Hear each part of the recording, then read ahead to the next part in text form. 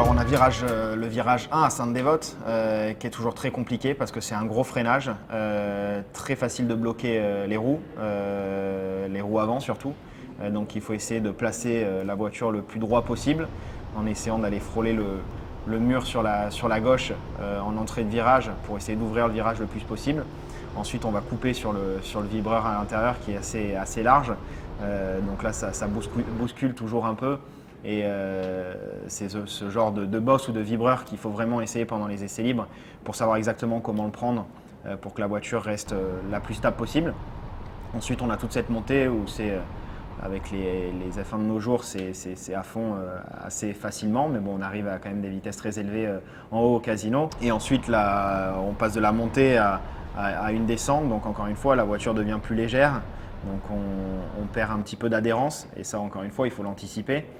C'est un long virage à gauche, il faut essayer de rester le plus à gauche possible en sortie de virage pour préparer le virage à droite. Après il y a cette fameuse bosse à la sortie de ce virage à droite qu'on essaye toujours d'éviter parce que sinon la voiture touche par terre et ça nous fait perdre de la performance. Et on arrive sur le Mirabeau où très facile de bloquer l'avant parce que la route s'affaisse un petit peu à l'intérieur du virage, mais c'est très important d'aller essayer de mettre la roue le plus proche du rail parce qu'il y a comme une petite rigole sur la droite et quand on met la roue dedans, ben là il y a quand même un plus grand grip.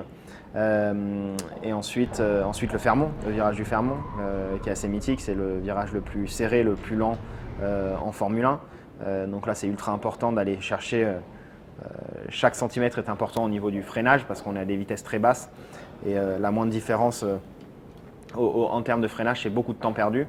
Essayer de faire tourner la voiture le plus rapidement possible pour accélérer le plus rapidement possible. Et voilà, après on a deux virages à droite.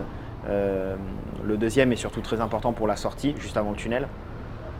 Parce qu'on a une longue ligne droite et là il faut vraiment une bonne vitesse de sortie. Il y a une bosse juste à ce virage, juste après le tunnel.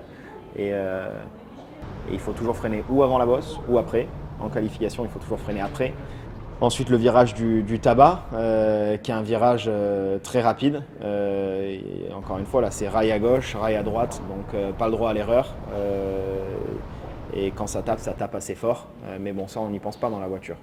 Donc voilà, c'est juste très important d'être le plus précis possible dans ces virages et d'utiliser chaque centimètre de la piste, ce qui est assez compliqué. Ensuite, le premier S de la piscine, c'est ma partie favorite de toute la piste parce que ça passe vraiment très vite. C'est à fond pour le premier S de la piscine. Ensuite, on arrive tout de suite sur le freinage pour le deuxième S de la piscine. Ensuite, on arrive sur la partie de la rascasse. C'est une des opportunités de dépassement pendant la course. D'ailleurs, j'avais doublé une ou deux voitures en 2019. La première, je l'avais doublée, la deuxième, c'était un petit peu moins bien passé. Mais oui, c'est une des opportunités de dépassement là-bas. Très facile, encore une fois, de bloquer l'avant, c'est très bosselé. Donc très compliqué de savoir exactement ce que la voiture va faire et comment elle va réagir sur ces bosses-là. Et voilà, ensuite le dernier virage où il faut relâcher les freins très très tôt et essayer d'emmener le plus de vitesse possible pour bien sortir. Il y a un petit vibreur, ça nous aide à arrêter la voiture juste avant le mur. Et voilà, c'est parti, c'est la fin du tour.